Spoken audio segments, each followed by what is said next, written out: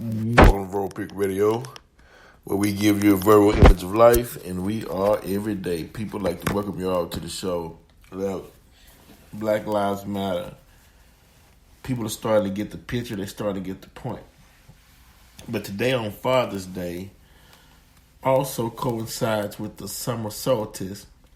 And the summer solstice is when the sun has reached its zenith. It's at its highest point in the sky, which will produce the longest days. It's also good for the sun, which germinates the seed, and also correlates with man, which produces the seed, which produces the child. So it's telling you something about man, but in particularly the first man that was on the planet. The first man that was on the planet that gave life to all races was being vilified, was being shot down in the streets like animals, was being disrespected. And basically society all over the planet had turned its back on the original man and woman of the planet Earth, right? But a shift has changed.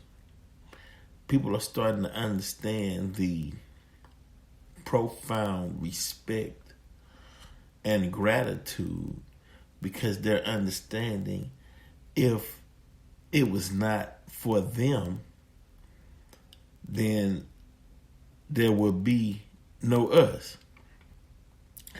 And some people hate that fact and they hate that notion, so they set out to kill, hurt, and maim the original fathers of the planet Earth.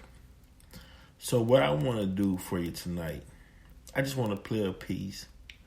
Wonderful, wonderful lecture by Bro.Ishmael Muhammad, who is a student minister to the Honorable Minister Louis Farrakhan.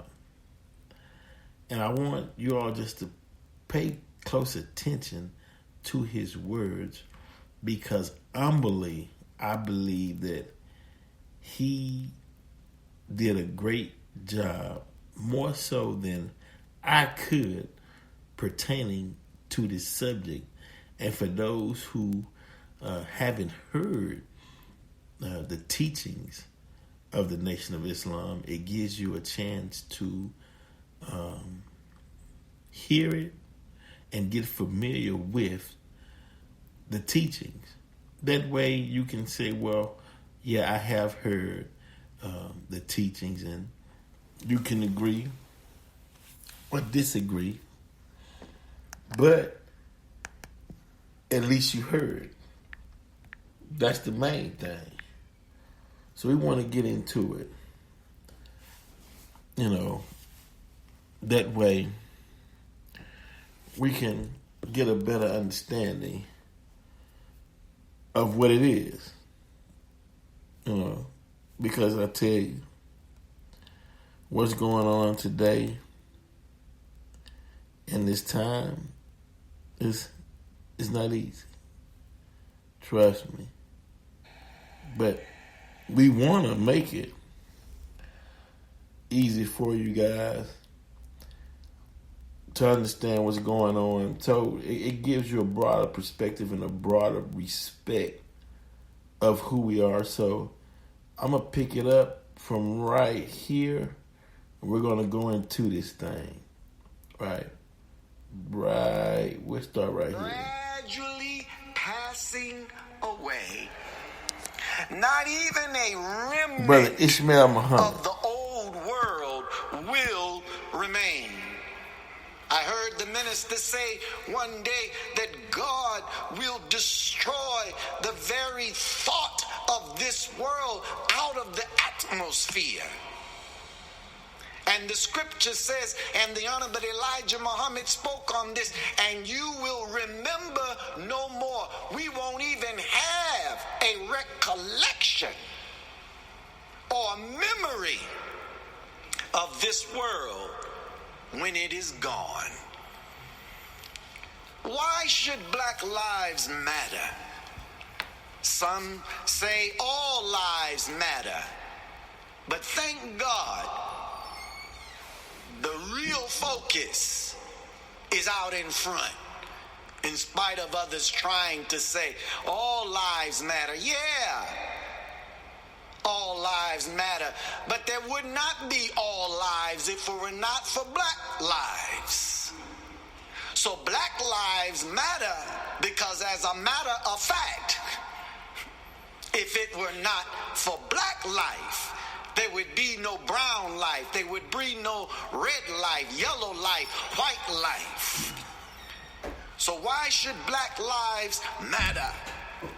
Because humanity would not have its existence without black life. As air, water, and earth are essential to life, black life is essential to all life. It's inseparable.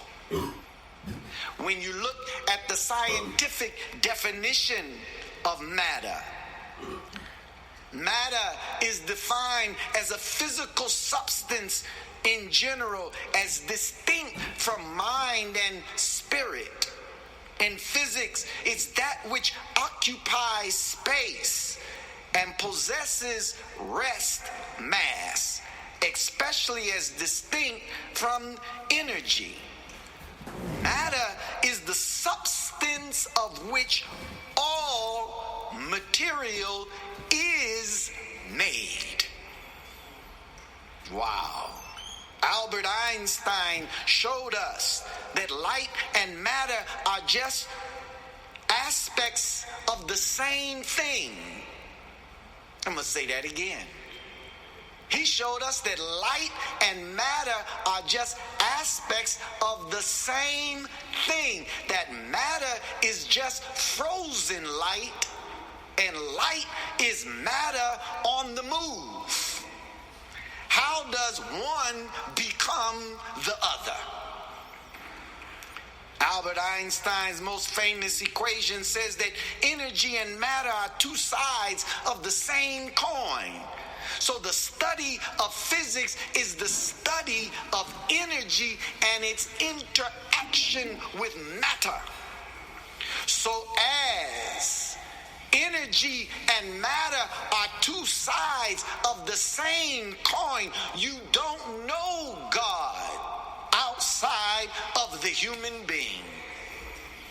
You don't know the Spirit of God, the Word of God, the mind of God, the will of God, the heart of God, the Spirit of God outside of this form.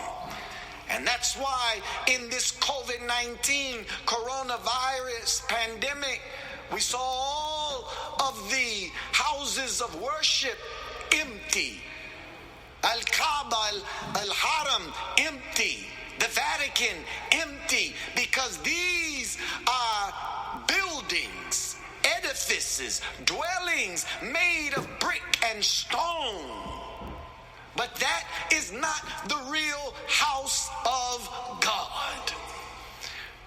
Ye are, the Bible says, the temples of God, the living temples and the living stones of God. And the greatest revelation to come in 66 trillion years of our history on this planet was revealed by the Honorable Elijah Muhammad, that God is a man. You cannot make him anything other than a man. And when you talk about spirit, there's no such thing as spirit outside of the human being. So energy and matter are two sides of the same coin. Oh, I could go further on that subject matter. See? But it all matters. Because black life is the material. It is the matter that the God has fashioned into shape.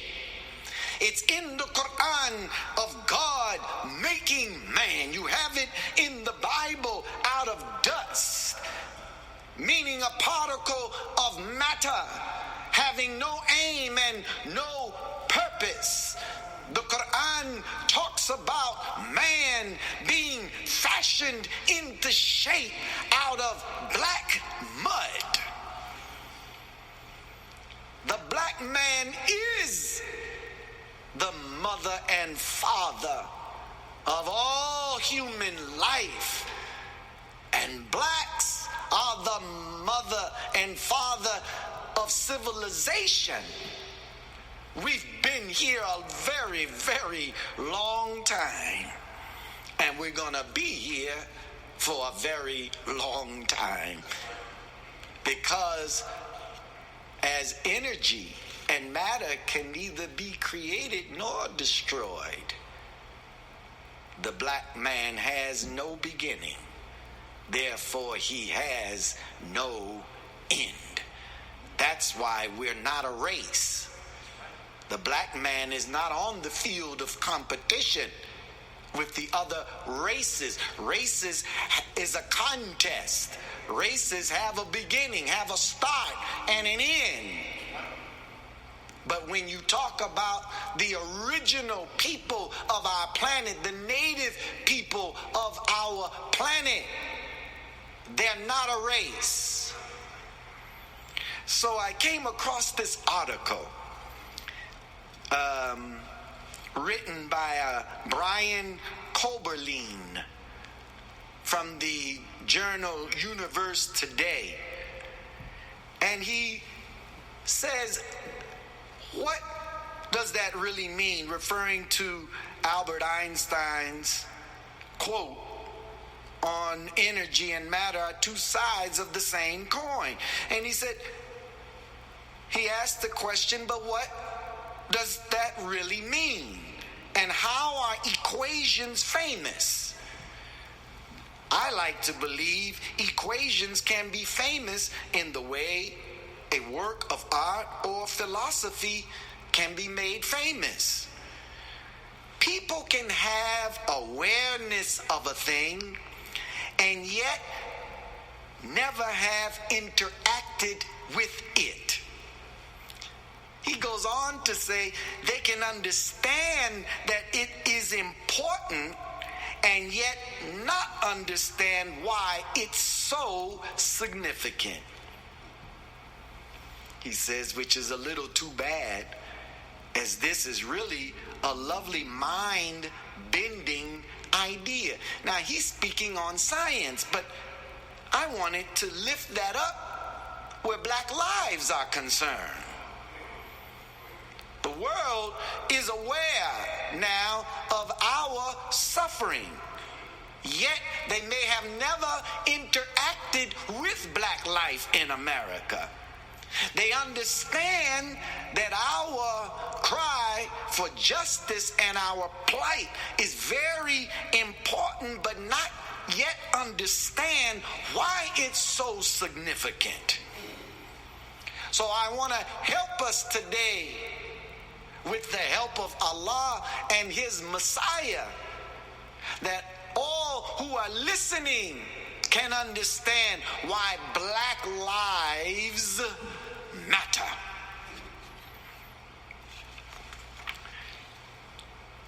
So many people around the world understand that black lives are important, but not yet fully understand why blacks are so significant. But you have been acquainted with black life in America throughout the decades, because we have produced great thinkers, great scholars, great inventors, great scientists. But you don't know our contribution to America and our contribution to the advancement of civilization. You know us from the field of entertainment.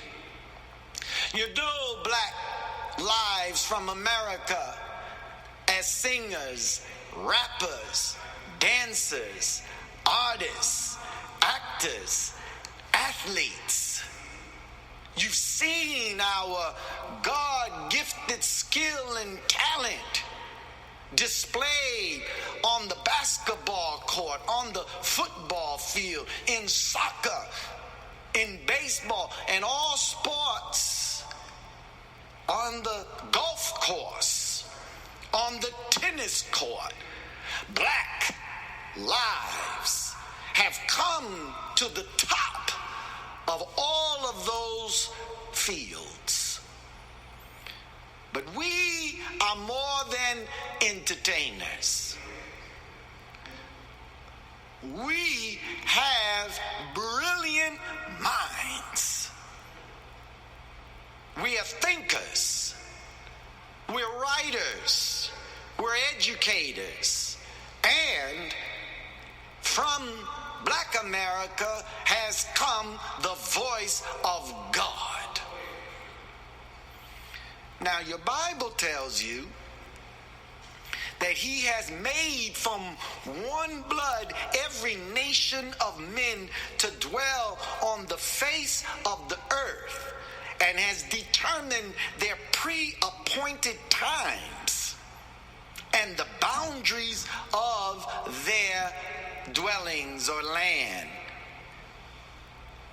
God made from one blood every nation of men. So the Honorable Minister Louis Farrakhan has said to us, quote, although we have many different hues and colors, that from this book of Acts, chapter 17, verse 26, that from one blood God created all men. From one blood. Blood is the life fluid of some living organism. So from one blood means from the genetic strain of one life, God made all. The Holy Quran teaches us that Allah, God, created you from a single being and created its mate from the same essence. And he spread from these two many men and women. But it all started from one, and now it's many. How did you start? You started from sperm mixed with ovum. And when the sperm connected with the ovum, it produced the first cell of life. And from that one cell, now you are billions and billions of cells in this one body. But you started from one.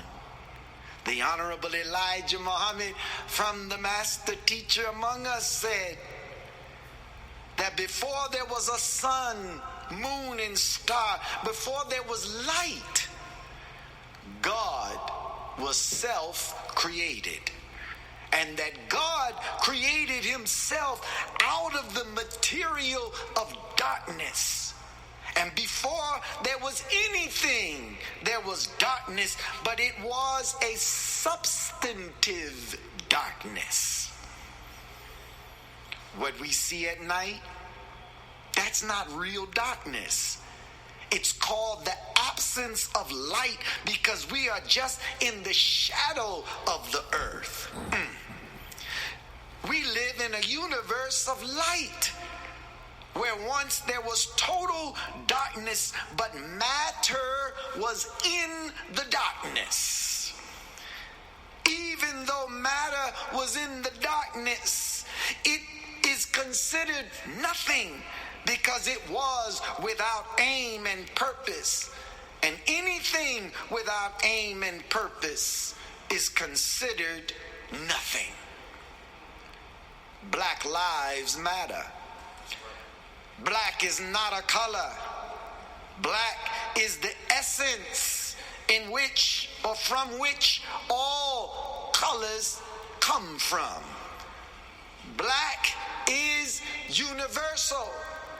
So the hurt and the pain and the cry of blacks from America has struck a universal chord around the world, because black is the essence in which all colors come, and black is universal. So when the black man cries, then the whole of humanity is made by God to incline their ear to the cry of the black father and mother of humanity. Ooh, I'm inspired by these words. I want to go further. This is such beautiful teaching coming to us from the Honorable Elijah Muhammad and his servant, the Honorable Minister Louis Farrakhan, that we can go to the root of the race problem. You should really invite members, teachers from the Nation of Islam to the table when you want to talk about race relations. But if you don't want us at the table, it's because you really don't want substantive change. You want to maintain the status quo. And we'll get to the pacifier effect in a minute. Now, America is guilty of an original sin. America has never atoned for her original sin, the first sin. First, let's go over what sin is. Sin is defined as an offense against moral rules or law, especially against God. Sin is transgression of divine law. Sin is deliberate disobedience to the known will of God. Sin is an act regarded as a serious or regrettable fault, offense, or omission. It is a crime. America's sin is not only a crime against the blacks that she brought from Africa into America and the Western Hemisphere, but that sin and that act is a crime against humanity. And this is why the Honorable Elijah Muhammad said that there will not be any peace among any nation on our planet until the problem of the black man is solved in America. And it was Dr. Martin Luther King Jr. who said that if the problem of justice is not addressed and solved for black people, the world is doomed. The Honorable Minister Louis Farrakhan has said to us on this topic of original sin, he said it's very interesting in the church, particularly the Catholic Church, when they talk about original sin. Original sin, as the Catholics believe, is sin that is born into the nature of the human being. He says you're right, but you're wrong. The Honorable Elijah Muhammad said original sin is born into the nature of the made man who rebelled against God. But the nature of the original man is obedience to the will of God. And this is why the Holy Quran teaches that every human being is by nature a Muslim, born in the nature of submission to the will of God. All except the rebellious devil. See, the rebellious devil has a nature that inclines towards rebellion. That's why he's called mankind. So the sin that the Bible starts off with is the sin committed by Adam. Adam represents the beginning of something. It represents the beginning of a people's rule on the planet, that they will subdue the earth. They will exercise dominion over the fowl of the air, the fish of the sea, over every creeping thing that crawleth upon the earth. And God permitted this mankind to come into existence, so he gives him an authority to rule, to fulfill a divine purpose.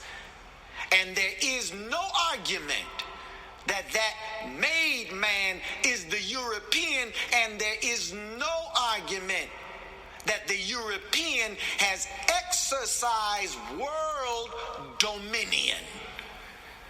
But that man that you read of in the Bible was given 6 days to rule. And on the seventh day, he's to take his rest. So the Honorable Elijah Muhammad taught us that the 6 days represent 6,000 years. And at the end of his time of rule, you will see the unraveling of their civilization.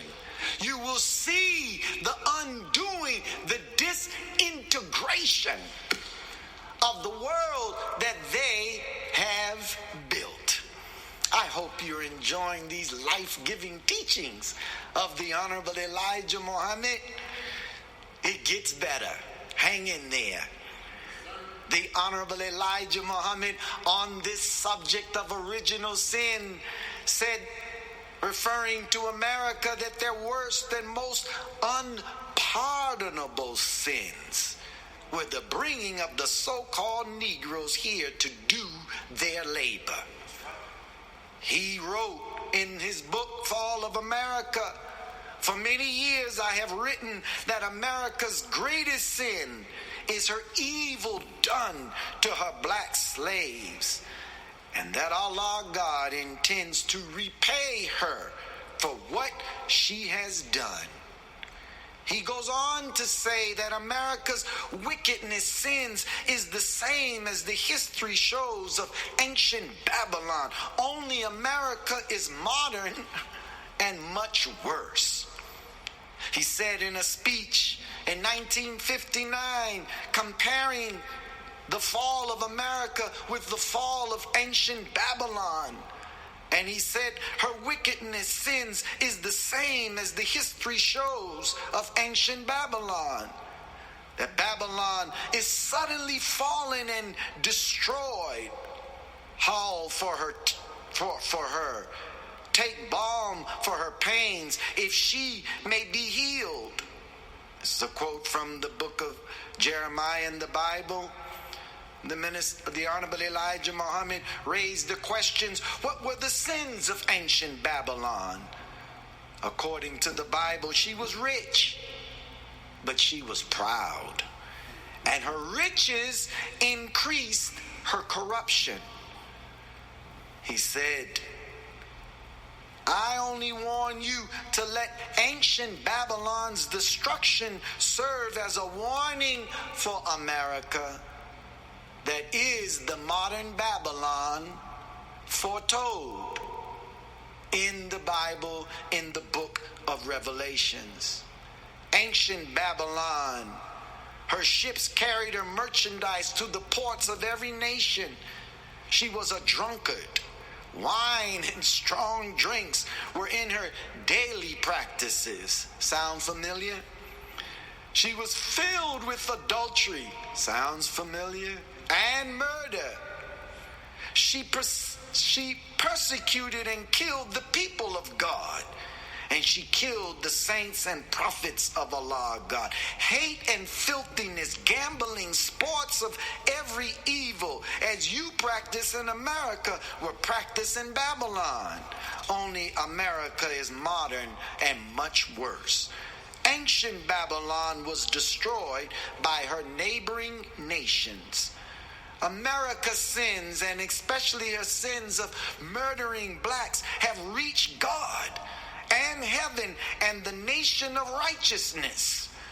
And Allah God has not forgotten to punish America, and today will reward her according to her doings. And she, unfortunately, is now receiving much affliction from within and from the outside. Rain, hail, snow, earthquakes, and confusion are predicted to bring America to her knees, along with continuous conflicts and wars. America, you have never atoned for your sin and sins. And this is what is leading you into the abyss of hell. The only way that America can save herself and really become great, not great again, become great in the eyes of God, is by righting the wrong done to blacks that helped you to build this nation, that you could be the wealthiest and most powerful nation on the planet. But you have not acknowledged your wrong. You have not confessed. You have not repented. So without the acknowledgement of wrong that has been pointed out to you by a faithful servant of God, you neither have acknowledged your wrong, nor have you confessed or repented. Therefore, you can't give reparations and amends to a people without the first 4 steps, because the first 4 steps of an atonement process lays the foundation for you to do the right thing for the injury that you have caused. Then we have forgiveness. Then we can have reconciliation, restoration, and perfect union with God.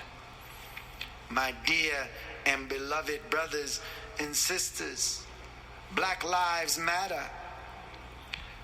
Black lives have always mattered and have utility and value with those who have ruled, from the slave master to now the slave master's children. So inasmuch as the original sin was the transfer of human beings from Africa to America, and this scar and stain has not gone away, the question is, how can America correct the injustice that she has done?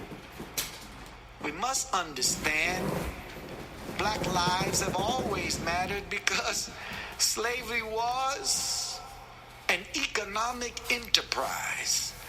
It was an economic system that allowed America to build great wealth. Our sweat and death, blood and tears built America. Black lives matter because there would be no America without blacks. The Emancipation Proclamation did not correct the evil that was done. President Lincoln issued that proclamation, in the words of the Honorable Elijah Muhammad, out of the necessity for the preservation of the Union and as a punishment to his brother in the South. Then you come behind that proclamation with the 13th Amendment, which is really an insult to black lives. After we suffered to help you become strong and you swallowed us up in this country in your constitution and called us 3/5 of a human being, then you call this amendment as a correction for wrong. But it reveals your attitude and your mind towards blacks. Because when you can put a clause or a provision that starts with neither slavery nor involuntary servitude shall exist except as a punishment for crime. So you put in the amendment a provision, a loophole that others could take advantage of. So from that amendment and after the Emancipation Proclamation and during the Reconstruction period of blacks in America, when we tried to do something for ourselves, then you criminalized us. So our issue is not with the Confederate flag and the Confederate statues. We caught hell on both sides, under both flags. I hope you are enjoying this. See, the architects, in my humble opinion, of the 13th Amendment, they were fully aware of this provision that would be taken advantage of after the Civil War. They knew it. And they took advantage. And it was during that period that the black codes, it is during this period that blacks suffered great pain, great losses, and the mass incarceration of blacks began. So you had to find a way to rebuild the South. So criminalizing blacks was the tool you could use to incarcerate blacks and put them back on the fields to build your economy in the South. Your 13th Amendment is hypocrisy. Straight up hypocrisy. Excuse my emotion. Then you come out with a movie, Birth of a Nation. Harold is the greatest movie of that time period. And that movie fueled and legitimized the Night Riders, the KKK, Jim Crow. Oh yeah. Black lives have always mattered to you as long as those lives could be used to sustain and build your economic system. So from slavery, 300 years of chattel slavery, we worked from sun up to sundown, never was compensated. So even after you say it's okay, you're free, yet you never gave us the tools that we could pick up our own, bootstraps. We didn't have nothing to pick up to do something for ourselves. So we turned right back around to ask the master for a job. Then you took advantage of that through sharecropping. Oh yeah, we gotta talk about it. Because if we're going to put the issue of black lives on the table, this cannot be left out any more than the Jews that suffered in Europe under Nazi regime and Hitler.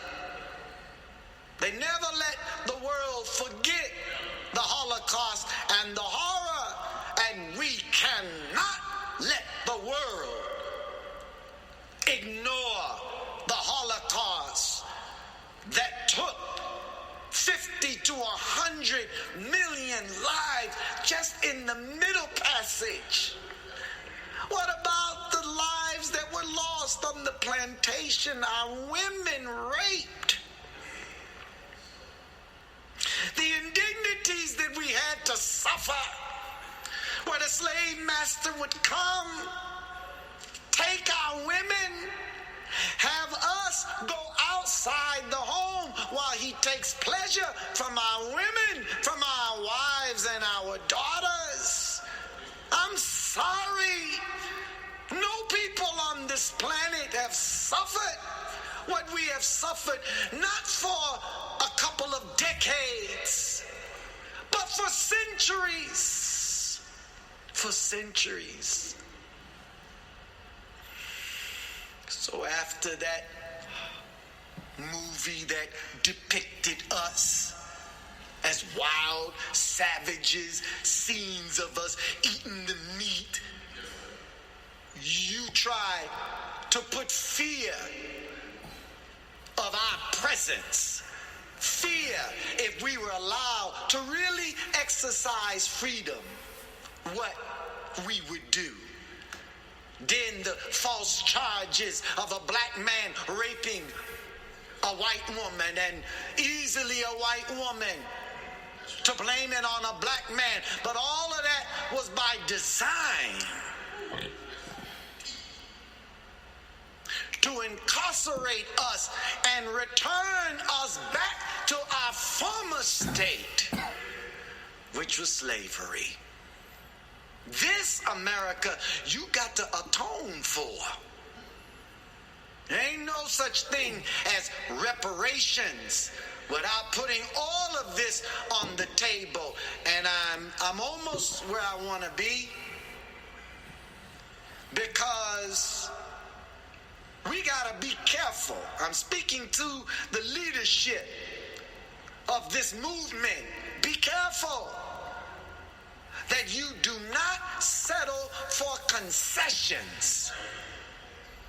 We done marched too long, suffered too much to just be given a pacifier to lull us back to sleep.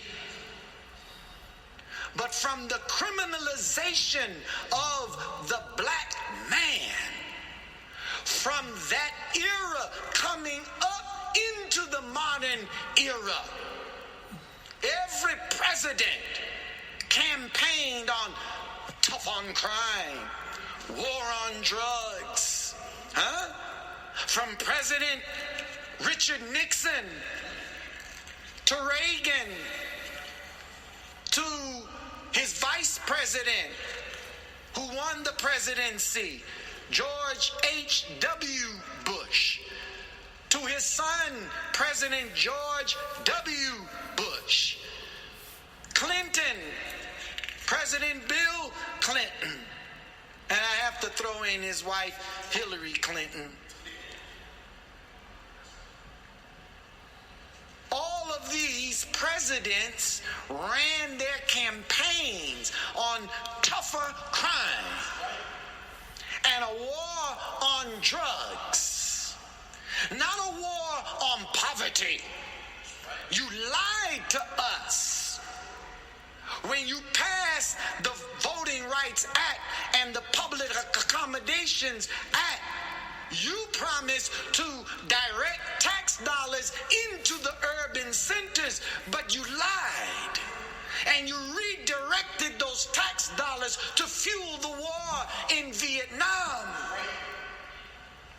You haven't done right by us. But all of this was a careful design scheme. And now we have the prison industrial complex. That didn't happen out of a vacuum. So from 1970, and this sister, Sister Ava DuVernay, She directed and produced one heck of a documentary on the 13th Amendment and chronicles what blacks have suffered. You should see it on Netflix, even though they banned our minister. But this is a very important document. But it highlights the mass incarceration. And from 1970, just think about this. The incarcerated in the United States was 357,292.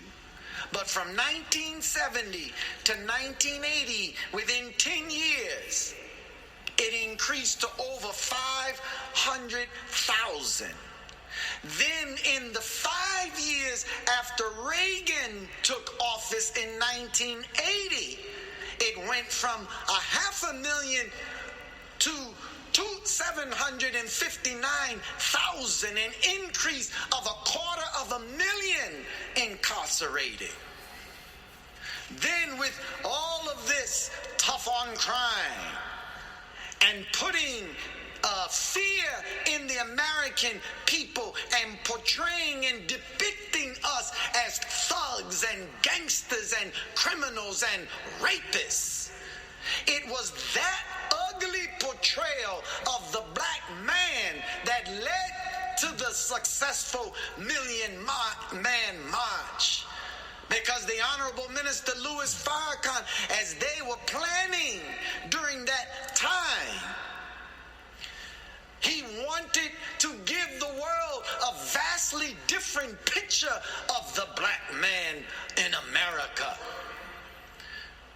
So from 1985 to 1990, just look at this. In a 10-year period from 1980, when it was 500,000, by the time we reach 1990, there's 1,179,200 incarcerated. That now 2.3 million in 2014. All of these presidents ran their campaign and won based upon issuing tougher sentences, being tough on crime, and how drugs was a scourge. Let me ask you something. See, when you allowed us to vote, boy, we're dealing with a satanic system. When white folks allow black folk to vote, if you notice from the Voting Rights Act, the Public Accommodation Act, that was in 1965. In the next 5 years, blacks began to vote.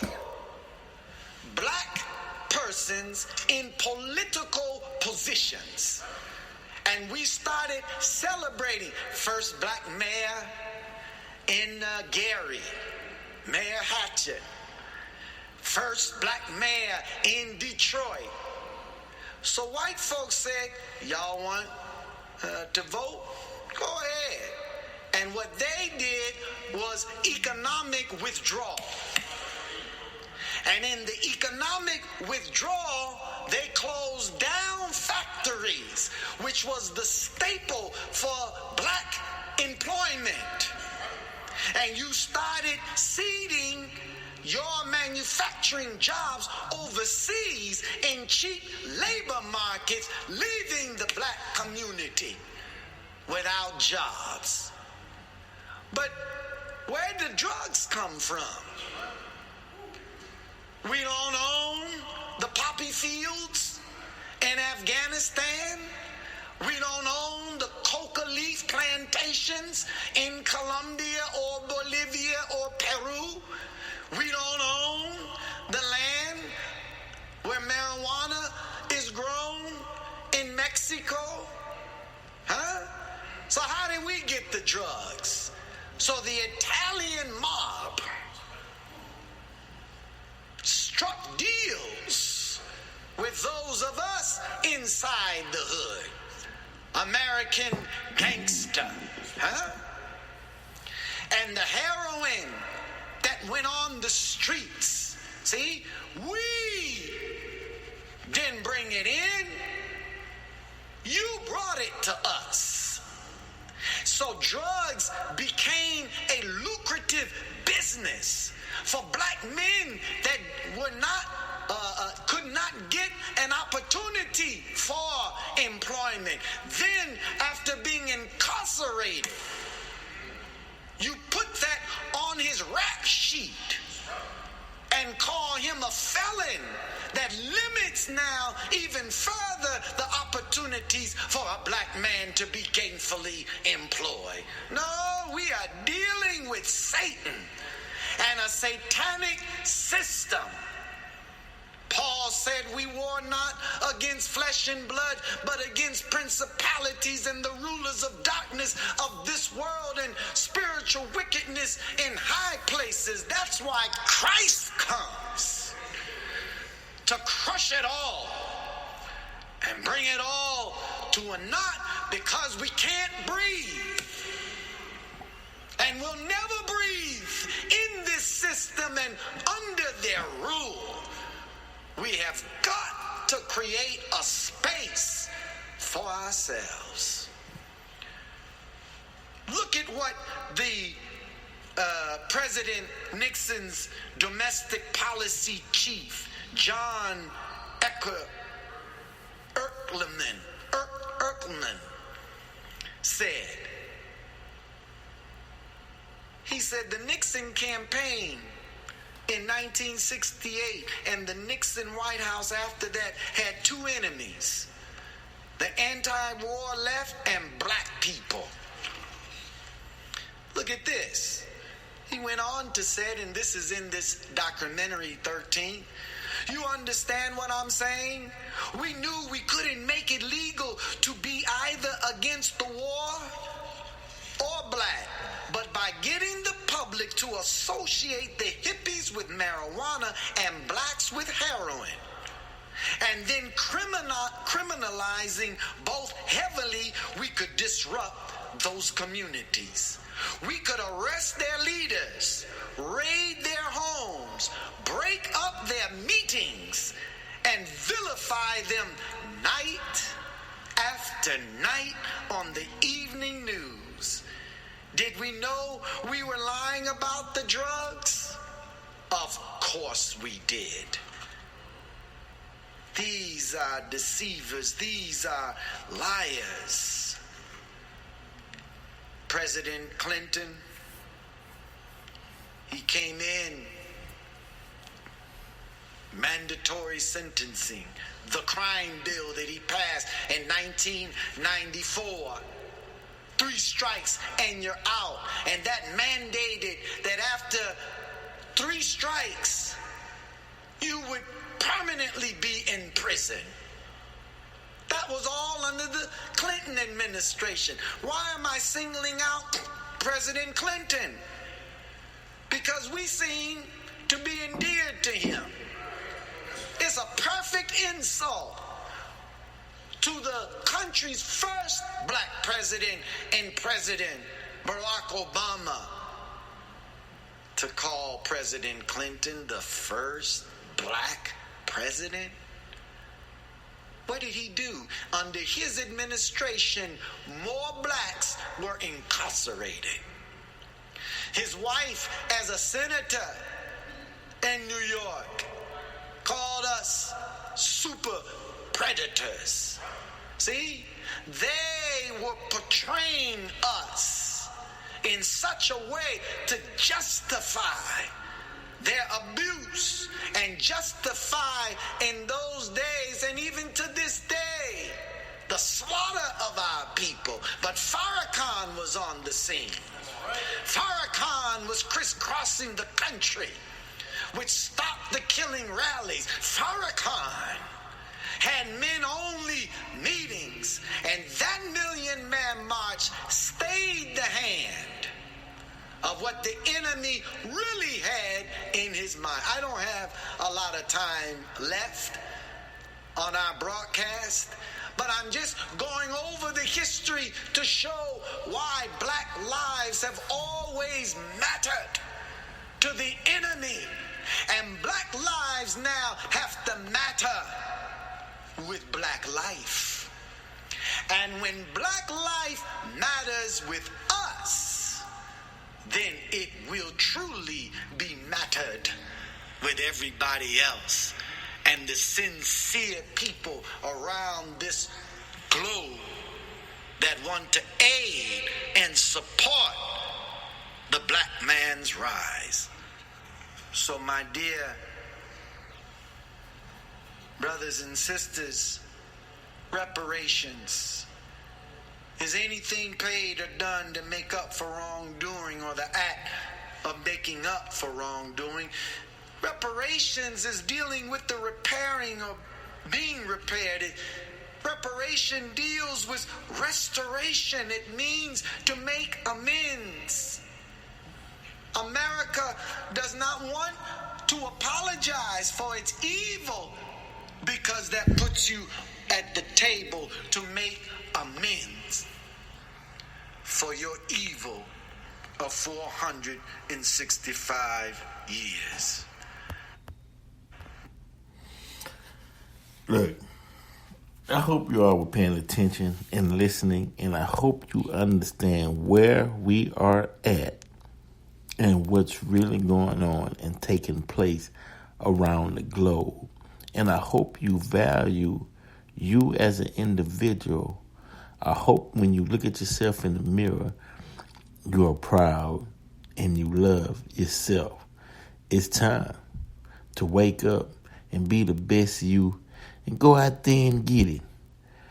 Verbal Pick Radio, we're out.